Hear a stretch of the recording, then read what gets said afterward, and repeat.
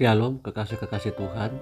Pagi hari ini kita kembali membaca dan merenungkan firman Tuhan dengan judul Tanah yang Subur bersama dengan saya Fani Paendong.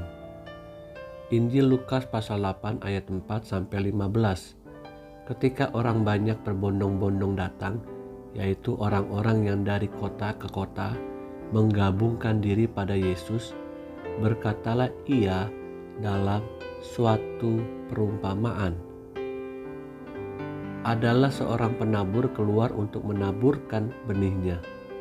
Pada waktu ia menabur, sebagian benih itu jatuh di pinggir jalan, lalu diinjak orang, dan burung-burung di udara memakannya sampai habis. Sebagian jatuh di tanah yang berbatu-batu, dan setelah tumbuh, ia menjadi kering karena tidak mendapat air.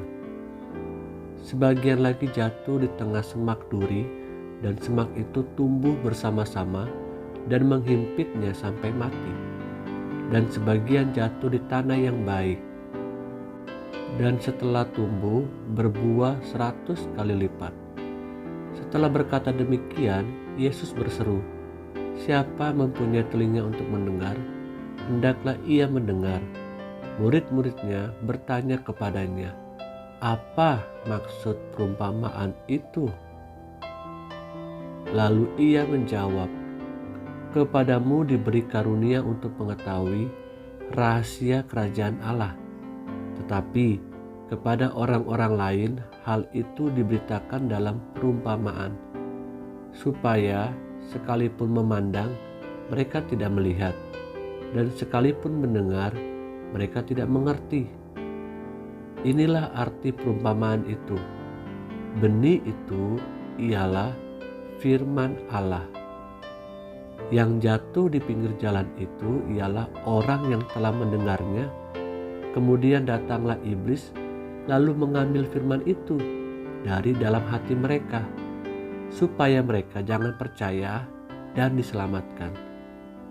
Yang jatuh di tanah yang berbatu-batu itu ialah orang yang setelah mendengar firman itu menerimanya dengan gembira, tetapi mereka itu tidak berakar.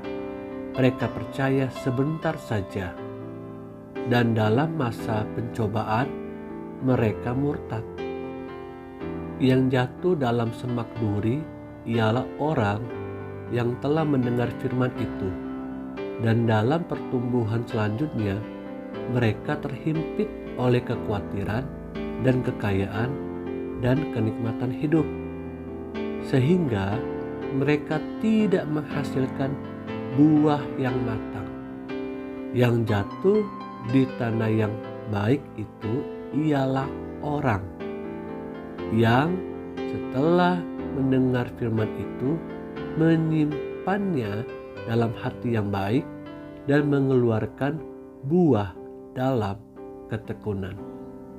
Kekasih-kekasih yang Tuhan Yesus rindukan, respon hati kita menentukan benih firman Tuhan itu untuk bertumbuh dan berbuah lebat.